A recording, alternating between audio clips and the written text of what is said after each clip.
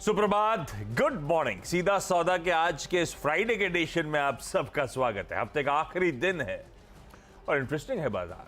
मंगलवार को करेक्ट हुआ, मुनाफा वसूली आई, उसके बाद कल कंसोलिडेट कर रहा और आज ग्लोबल स्क्यूज सपोर्टिव हो चले और आज हमारे गिफ्ट निफ्टी के संकेत हैं 100-125 अंक के गैप के साथ, यानी कि ऑलमोस्ट आधे % के गैप के साथ हम लोग इस सेशन की शुरुआत करेंगे।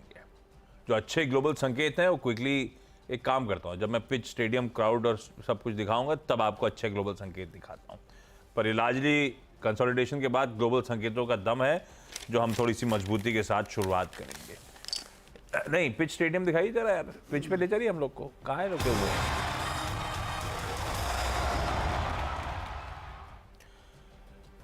ये पहुंच गए हम लोग पिच, और एकदम सख्त पिच है क्योंकि एशिया बढ़िया कर रहा है, क्योंकि यूएस से बहुत बढ़िया 1 और 1.5% तीनों बेंचमार्क्स में उछाल के हैंडओवर हमें मिला है। ये वाकई इतनी सख्त है जितनी दिख रही है क्या? यूएस की तो है, अपनी भी है। पता नहीं, अपनी तो आपने हैंडओवर अच्छा मिल रहा है। ऐसा हैंडओवर बहुत अच्छा मिला वहाँ पे। हालांकि वो लोग अपने क्यों, जब वो फेड वाले चाचा के बोले कि हम तो नहीं बढ़ाएंगे, हम टेंशन में, थोड़ा सा इन्फ्लेशन लेकर, फेड वाले एकदम से भूल जाते हैं ये लोग। फेड वाले चाचा की वक्त अभी इस समय कम गंजी टाइप हरकतें करते हैं तो फिर एकदम से एक दिन याद आएगा और जब तक कोई चाचा बम नहीं फोड़ेंगे ना तब तक कुछ नहीं होगा। अभी उनके हल्के फुल्के डायलॉग मतलब ही नहीं, कोई ध्यान ही नहीं दे रहा है। जून की बढ़ी की कोई बात ही नहीं कर रहा है। चिकने गले टाइप हो बेशरम है। सीधा रूल है यार, पैसे बन रहे हैं, तनख्वाहें बढ़ रही हैं, तो महंगाई पता नहीं चल रही है। जिस दिन तनख्वाहें नहीं बढ़ेंगी, नौकरी नहीं मिलेगी, उस दिन महंगाई पता चलेगी। इसलिए यूएस में कोई चिंता नहीं। अब तो जून की कोई जिक्र भी नहीं कर रहा है। अब सब मस्त हैं अपने बाईबैक में कंपनियों के रिजल्ट में, तो इसलिए कोई फर्क नहीं पड़ रहा। कल टेक्नोलॉजी शेयर्स ने खींच दिया यार 110 बिलियन डॉलर का बाईबैक। मैं तो सोच रहा हूँ कि अपने बड़ी बड़ी कंपनियों का मार्केट कैप नहीं होता इतना जितने का बाईबैक कर रहे हैं वो। सो बहुत ही स्ट्रॉन्ग पिच पे है यूएस मार्केट। वहाँ कोई दिक्कत नहीं दिख रही है क्योंकि जब इतना बड़ा बाईबैक कर रहे हैं और एक्सपेक्टेड था कि एप्पल के रिजल्ट ख़राब होने चाहिए, उसके रिजल्ट भी ठीक आए, तो फिर आप सोचिए मार्केट में बढ़िया तेज़ी है। तो मुझे लगता है पिच में कोई शिकायत नहीं है। अपने आप ही पिच अच्छी है, अपने आप ही तो रिजल्ट कल कौन है, शाम के बाद आए कोई छोटे मोटे वाली कंपनीज के, ज़्यादा ठीक ही है बट ठीक ठाक ओके कुछ है उसमें से एक अच्छा। तो वैसे मेरा भी है कोल इंडिया, लेकिन अब उम्मीद पे कितना खरा उतरा वो सवाल है। पर मुझे अच्छा लगा, मैं ग्रीन ही लेके चलता हूँ। अब थोड़ा बहुत किसी को डिसअपॉइंटमेंट तो बात अलग है। साल दर साल आय फ्लैट है, मेरे ख्याल से 1-2% के आसपास का दबाव होगा, और उसके नीचे ऑपरेशनली परफॉर्मेंस, वैसे एज एक्सपेक्टेड कहना चाहिए, ऑपरेशनली परफॉर्मेंस अच्छा है। एबिटा 21.5% साल दर साल जब आय फ्लैट है। मार्जिन 24.5% के बढ़ के 30.3% पे, यानी कि 24.5, 550 और 580 बेसिस पॉइंट्स मार्जिन में एक्सपेंशन है, बढ़त है। और मुनाफा इसीलिए 26% का जंप दिखा रहा है। तो ऑपरेशनली अच्छी परफॉर्मेंस है। 5 रुपए का डिविडेंड डोल आउट भी और कर दिया कोल इंडिया ने। और एंटी ESG थीम तो मैं बार बार कह रहा हूँ, जैसे ONGC के लिए रिपोर्ट्स आनी है, क्या बुलिश, और वो स्टॉक क्या कर रहा है, वो कोल इंडिया भी कहाँ पहुँच गया। अभी तो बहुत इंजॉय करने का टाइम है इस एंटी ESG थीम को। मुझे लगता है कोल इंडिया रडार पर रखना चाहिए। अब वो स्टॉक की चाल वगैरह, प्री पोजिशनिंग और बाजार की एक्सपेक्टेशन से बहुत हद तक डिपेंडेंट होगी, लेकिन नंबर्स अच्छे हैं, ग्रीन रख के चलता हूँ आज की ट्रेडिंग सेशन में। वैसे भी जो भी स्टॉक मेंशन कर रहा हूँ ये सिर्फ खबर के चलते लाल हरे है, नॉट नेसेसरली स्टॉक की चाल के लिहाज, ये हमेशा ध्यान रखिएगा। अजंता फार्मा अगला स्टॉक है। नंबर्स मेरे लिए तो हाईलाइट नंबर्स ही हैं। बायबैक ठीक है, अपनी जगह मूड माहौल ठीक करता है, लेकिन अजंता फार्मा के नंबर्स हर पैरामीटर पे स्ट्रीट एक्सपेक्टेशन से बेहतर है। आय 20% बढ़ी, स्ट्रीट एस्टिमेट्स से अच्छी ग्रोथ आएगी, लेकिन मेरे ख्याल से 15, 16, 17% के बीच थे। एबिटा में बढ़िया जंप है, 150 करोड़ का बढ़ के 278 करोड़ रुपीस पे एबिटा पहुंचता हुआ आपको नजर आएगा, यानी कि 86% एबिटा इंप्रूवमेंट। इंपैक्ट क्या पड़ा? मार्जिन तगड़ा एक्सपेंशन डिलीवर कर गए, 16.9 वाले 26.4, बेसिकली 17 वाला कह लीजिए 26.5 हो गया। इस तरह से मार्जिन एक्सपेंशन डिलीवर करके दिया है, और मुनाफा भी अच्छा खासा इंप्रूवमेंट, 66% के आसपास का जंप है। तो ये तीनों ये सारे नंबर्स जो मैं मेंशन कर रहा हूँ लार्जली स्ट्रीट एस्टिमेट पे खरे या उससे बेहतर नंबर्स आपको देखने को मिलेंगे। इंडिया सेल्स 31%, कुल आय का 31% इंडिया से आता है, बढ़िया 14% की ग्रोथ वहाँ पे। यूएस जेनरिक्स में बढ़िया 32% की ग्रोथ है। इवन अफ्रीका से अच्छे खासी ग्रोथ डिलीवर करी है। तो हर पॉकेट, हर ज्योग्राफी इनके लिए अच्छा कर गई। और दूसरी अच्छी बात यह है कि वो बायबैक की बोर्ड मीट थी और अनाउंसमेंट आ गया है। 285 करोड़ रुपए खर्च करेंगे बायबैक पे, 2770 रुपए पे ये बायबैक होगा। तो मौजूदा भाव से अच्छा खासा प्रीमियम है।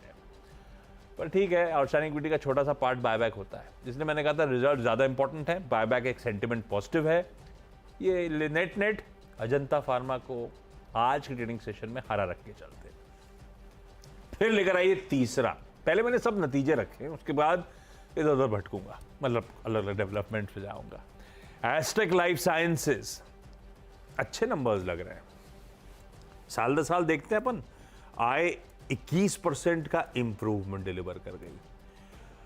उसके बाद हाईलाइट इसकी भी, आय तो अच्छी है ही है, हाईलाइट इसकी भी बेहतरीन ऑपरेशनल परफॉर्मेंस है।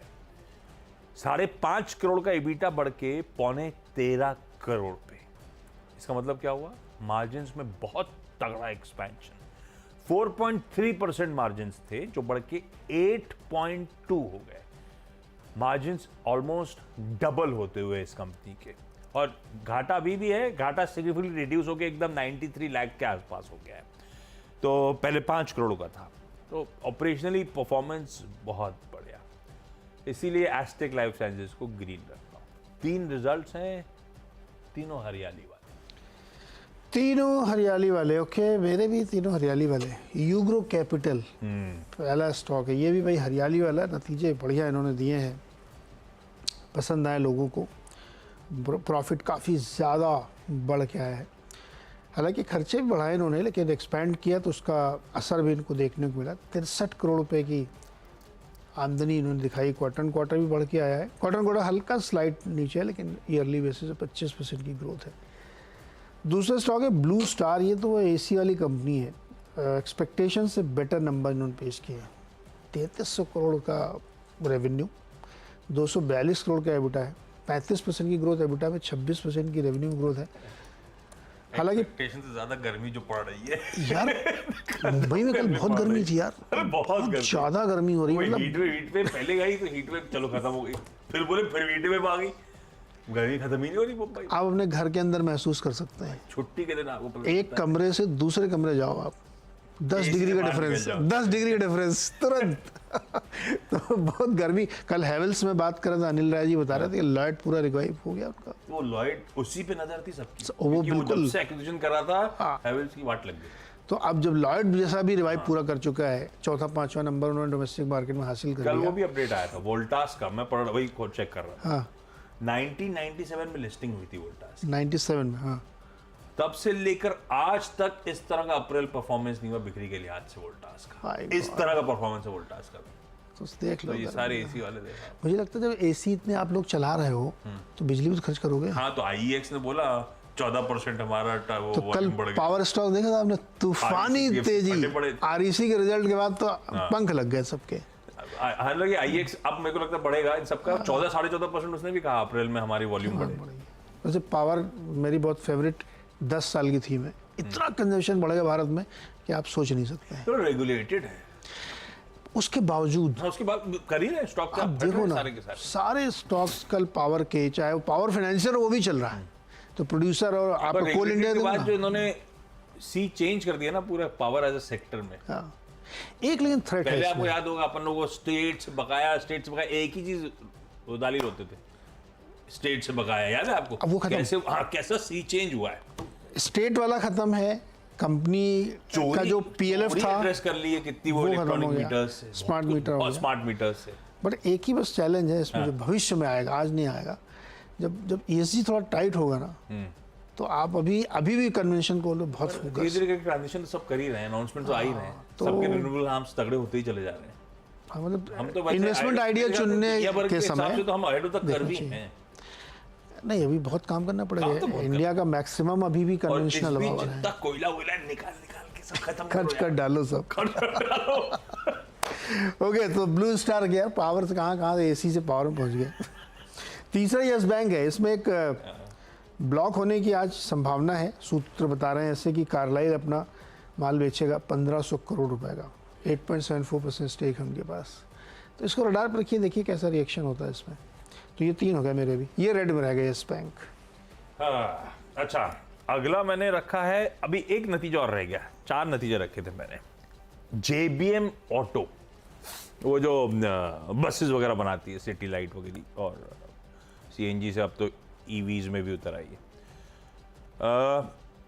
स्ट्रॉन्ग अर्निंग्स हैं इसकी, आय में 47% का जंप, EBITDA उसके सामने 60.5% इंप्रूव हुआ, मार्जिन 100 बेसिस पॉइंट्स बढ़ के अब 11.6% पे पहुंच गए, और मुनाफा 28 करोड़ वाला 62.5 करोड़ पे पहुंचता हुआ। पूरी तरह से जो इलेक्ट्रिक व्हीकल बस डिवीजन है, अब वो मोमेंटम को लीड कर रही है इस कंपनी के। EV के रेवेन्यूज साल दर साल ऑलमोस्ट 3.25 टाइम्स बढ़ गए, 222 करोड़ वाले 631 करोड़ पे EV के रेवेन्यूज। मार्जिन्स में इंप्रूवमेंट वहीं से आ रहा है, तो तस्वीर बदल रही है। JBM ऑटो अट्रैक्टिव है। मुझे तो याद है उस टाइम से जब ये OEM होके भी 300-400-500 करोड़ रुपए के मार्केट कैप पे थी, पड़ी थी। एक ये और एक अतुल ऑटो भी बहुत सस्ते मार्केट कैपिटलाइजेशन पे, वो खैर उस पर तो केडिया साहब घुसे और तस्वीर बदल गई, और ये भी अब कहां से कहां पहुंच गया स्टॉक। लेकिन इंटरेस्टिंग नंबर्स हैं, इस स्टॉक को रडार पे रखेंगे। इसको मैं ग्रीन लेके चलता हूं आज के ट्रेडिंग सेशन के लिए। फिर कुछ लार्ज ट्रेड्स हुए, पर एक बात ध्यान रखिएगा, जो स्टॉक मेंशन कर रहा हूं ये बहुत तगड़े मंदी के गिरफ्त में ऐसा लगता है। डायरेक्टर साहब 3 महीने का साइंट का चार्ट खोलिएगा, वो IT कंपनी, तो साइंट गिर ही चला जा रहा है, गिर ही चला जा रहा है। चार्ट आएगा, ये देखिए अब बहुत करेक्टिव मोड पे। फिर IT ऐसे ही चल रहा है, सारे IT ऐसे ही। कल लेकिन इसमें HDFC म्यूचुअल फंड ने 1800 रुपए का स्टॉक है, 11,33,000 शेयर्स 1800 के भाव पे ही कल खरीदे। अब मुझे नहीं पता ये कोर्स करेक्ट करेगा नहीं करेगा, लेकिन इस पिटाई के बीच में एक बड़ा इन्वेस्टर चेक इन करता हुआ एग्रेसिवली खरीदारी करता हुआ। साइंट को इसीलिए सिर्फ मैंने ग्रीन रखा है। और फिर एक स्टॉक जिसकी हम लोग कई बार, बहुत बार शिरकत हुई है उस स्टॉक की इस प्लेटफॉर्म पे, पर वो कंसोलिडेशन पे ही फंसा हुआ है, वो है ज़ाइगल प्रीपेड ओशियन सर्विसेज। इससे क्लाइंट बेस ये मिला, ये ग्राहक मिला, ये जुड़ा, वो जुड़ा, इसका ये प्रोडक्ट, वो प्रोडक्ट, सब होता रहा। कल एक बहुत बड़ा ट्रेड हुआ इसमें, और काफी सारे इन्वेस्टर्स चेक इन करें। ICICI प्रूडेंशियल म्यूचुअल फंड ने 11.5 लाख शेयरों से ज्यादा कल खरीदे। एक ACM ग्लोबल फंड है, उसने 4 लाख से ज्यादा शेयर्स खरीदे। तारा इमर्जिंग एशिया लिक्विड फंड ने भी 3,30,000 शेयर्स खरीदे, और एस्ट्रॉन कैपिटल ने 3,31,000 शेयर्स खरीदे। सबकी बाइंग आई है। दरअसल एक प्रोएक्टिव वेंचर प्रोएक्टिव फंड था, उसने जब माल बेचा तो इन्होंने हाथों हाथ लिया। ये मेरे ख्याल से ब्लॉक विंडो में ट्रेड हुए थे, या लार्ज ट्रेड हुए थे, अब कौन सी विंडो में छोड़ दीजिए। ज़ाइगल प्रीपेड सर्विसेज को मैं ग्रीन रख रहा हूँ। तो 2 लार्ज ट्रेड चलते ग्रीन है, एक JBM ऑटो और रिजल्ट की कड़ी में जोड़ दीजिए, अपने 6 हो संपला। चौथा स्टॉक है सिग्निटी टेक्नोलॉजीज, और कोफोर्ज वाले इसको खरीद रहे हैं, 54% शेयर खरीदेंगे। 1415 के भाव, अभी क्या चल रहा है 1382, लगभग तो पहुंचा ही दिया। ऐसे चार्ट दिखाओ, 3.2% प्रीमियम सिग्निटी का ये चार्ट दिखाओ जरा, 3-4 महीने का खड़ा हुआ है ना अभी। बचा इसलिए तो उन्होंने एवरेज करा होगा तो 3% का प्रीमियम है ओपन ऑफर। एग्जैक्टली दिखाओ डायरेक्टर साहब, इसका चार्ट दिखाओ सिग्निटी का। ये देख, तो कल का दिखा रहे हो यार, व्हाट इज दिस? 1 महीने में 200%, 200%? 3 महीने में लो, जय हो। ये ऐसा नहीं दिखा था मुझे। 1 साल का चार्ट करना कुछ गड़बड़ आ रहा है। नहीं ऐसा नहीं है। क्यों नहीं है? नहीं एक 3 में 200% नहीं है। मैंने कल भी चेक करा, न्यूज़ पेपर सारा। मैं भी देखता हूँ जरा अपना चार्ट। ये अभी भी ये 12 महीने में 200% आ रहा है, ये भी गड़बड़ है। कौनो गड़बड़ है, आप बहुत ज्यादा चर्चा नहीं करते ना, तो इसमें जंग लग गया। ये आया, अब असली आ गया। ये 58% 12 महीने। हाँ, ये सही है। वो मैंने कल चेक करा था, ये 12 महीने में एकदम ये 2.5 पे खड़ा हुआ है। अगस्त 2023 नहीं, जून 2023 में था 827 और रुपये अभी 1300। हाँ ठीक है, 50%। गजब का मूव बना। अरे एक महीने में कितना बढ़ा है ये? एक महीने। लो डायरेक्टर साहब एक्सरसाइज करो। 1240 से ये अभी पिछले कुछ दिन में बहुत तेजी रिकवर कर रहा है। ओके, तो अभी इसको ओपन ऑफर भी लाना पड़ेगा। ओपन ऑफर इंक्लूड करके ही वो 50% का है। प्रोमोटर के पास तो 30-31% है, ओपन ऑफर का वही भाव है, इसलिए का ओपन ऑफर 3% पे है। पर ये है कि थोड़ी बहुत मूवमेंट होगी। हाँ अच्छे हाथ चलो में भाई, जा रहा है शायद। सिग्निटी को ध्यान में रखो, खरीद लिया इन्होंने इसको। पांचवा हैप्पी फोर्जिंग, इन्होंने एक करार किया है यूएस मार्केट में एक इलेक्ट्रिक एसयूवी को ये नकल्स और स्टीयरिंग नकल्स और एक्सल सीट सप्लाई करेंगे। लगभग 50 करोड़ रुपए सालाना का। ये नकल्स क्या, नकल करके कुछ करेंगे क्या? या वो एक वो नकल वो भी आती थी ऐसे करके। यार वही वाला होगा। नकल बॉल होती है ना क्रिकेट बॉल में। होती है। हाँ ऐसा कुछ बोलते हैं, नकल बॉल। वो कॉलेज डेज में ऐसे होता था, लोग ऐसे करके लगाते। एक नकल बॉल भी होती है, पता नहीं क्या यार, ये कुछ तो है, axle seat and steering knuckles. तो हैप्पी फोर्जिंग रखिए ग्रीन में। और डीसीएक्स सिस्टम्स, इन्होंने एक कंपनी है Israel aerospace India private limited, ये इजराइल कंपनी इधर की कंपनी है, उसके साथ एक टाई अप किया है और उसको बहुत सारे ये इलेक्ट्रॉनिक इक्विपमेंट एसेसरी कंपोनेंट ये सब सप्लाई करेंगे। तो इसको भी ग्रीन में रखिए। 6 हो गए अपने। ब्रेक ले लेते हैं एक, ब्रेक के बाद अगले 4 स्टॉक्स।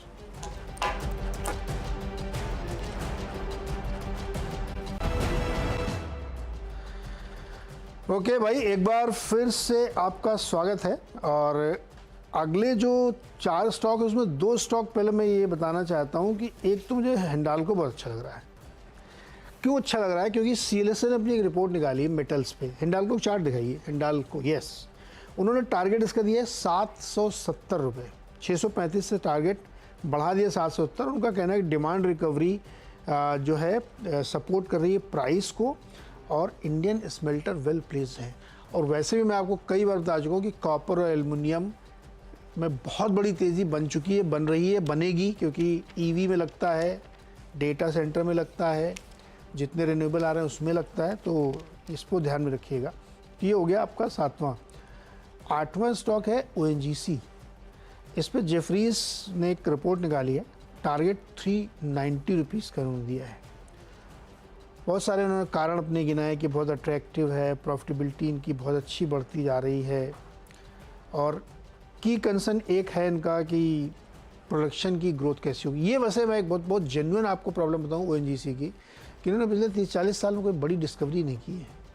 इस फील्ड में उन्होंने काम नहीं किया। पुराने ब्लॉक जो है वहीं से ये दबा के तेल निकालना, चाहे बॉम्बे हाई वाला हो या असम के हो या कहीं KG-D6 के हो, लेकिन उन्हीं से बहुत ज़्यादा पैसा इनका बन रहा है।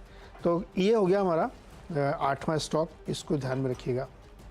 अभी 9th और 10th में एक है आपका एफएल इंडिया। एफएल इंडिया ने क्या काम किया है कि एक कोई इन्होंने एक पेटेंट फाइल किया था जिसको इनको अप्रूवल मिल गया है आईपी का, और उससे क्या काम करेंगे, chatbot, conversational agent, virtual reality, augmentation reality वाले तमाम प्रोडक्ट में वो इस्तेमाल हो सकता है इंटीग्रेशन करने में। और ये इनको 8वां पेटेंट मिला है। अच्छी खबर है एफएल के लिए बिजनेस के हिसाब से। और 10th स्टॉक है जेके सीमेंट।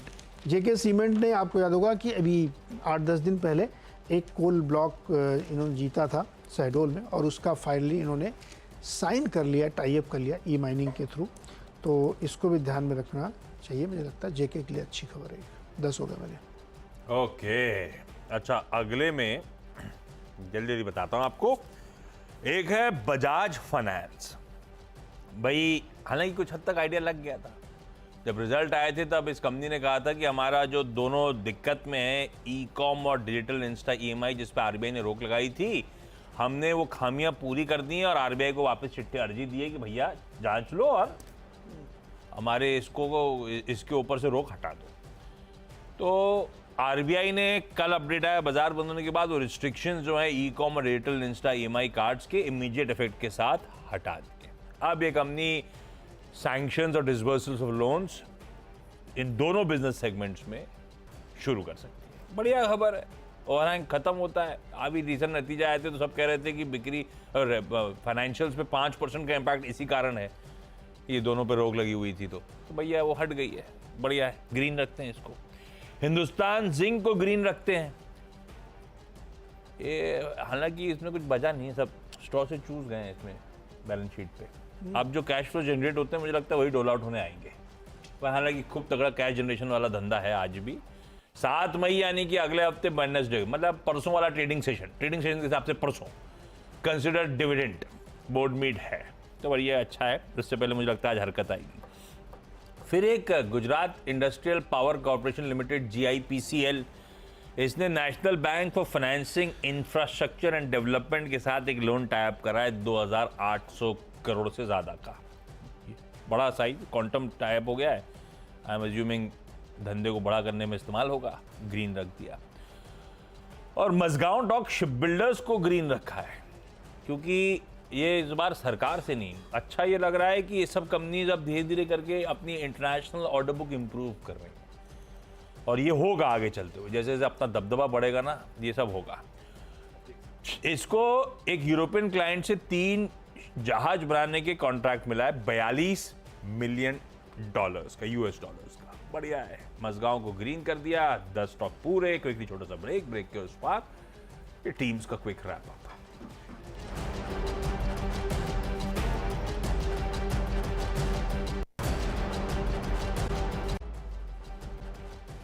ब्रेक के बाद आप सबका स्वागत है। मेरी 10 की सीधा सौदा की टीम स्क्रीन पर आएगी। टीम किसी वजह से आ रही है और लाल हो सकती है, स्टॉक की चाल आपको देखनी पड़ेगी, अपने फाइनेंशियल एडवाइजर से कंसल्ट करना पड़ेगा। वैसे आज तो सब हरा ही हरा है। कोल इंडिया अच्छा लगा परफॉर्मेंस मुझे, मार्जिन एक्सपेंशन, ऑपरेशनली बढ़िया क्वार्टर है। अजंता फार्मा अच्छा क्वार्टर है, प्लस बायबैक का एडेड तड़का है। एस्टेक लाइफ साइंसेज ऑपरेशनली बहुत स्ट्रांग, और JBM ऑटो भी लाइकवाइज टॉप से डाउन बहुत अच्छे नंबर। EV गजब कर गई इनके लिए सेगमेंट। साइंट और जाइगल प्रीपेड में जो बड़े सौदे हुए थे उसमें मार्की इन्वेस्टर्स चेक इन करे, इसीलिए ग्रीन रखा। बजाज फाइनेंस के लिए RBI की जो रोक थी वो हट गई है, रिस्ट्रिक्शंस हट गए। हिंदुस्तान जिंक की मंगलवार को बोर्ड में डिविडेंड डोल आउट पे। GIPCL ने एक लोन एग्रीमेंट करा है बढ़िया सा, और मझगांव डॉक को यूरोपियन क्लाइंट से जहाज बनाने के ऑर्डर मिल गए, इसीलिए ग्रीन है। 10 हो गए। ओके, यूग्रो कैपिटल पहला स्टॉक, नतीजे काफ़ी बढ़िया इन्होंने पेश किए, तो इसको आप ग्रीन में रख के चल सकते हैं। ब्लू स्टार के भी नतीजे उम्मीद से बेहतर निकल के आए हैं और समर सीजन का बड़ा फ़ायदा है। यस बैंक में एक ब्लॉक की संभावना है, इसलिए इसको रेड में रख के सकते हैं। कार्लाइल अपना हिस्सा पूरा बेच रहा है। सिग्निटी टेक्नोलॉजीज ध्यान रखिए, इसको कोफोर्ज एक्वायर कर रहा है पूरी तरीके से।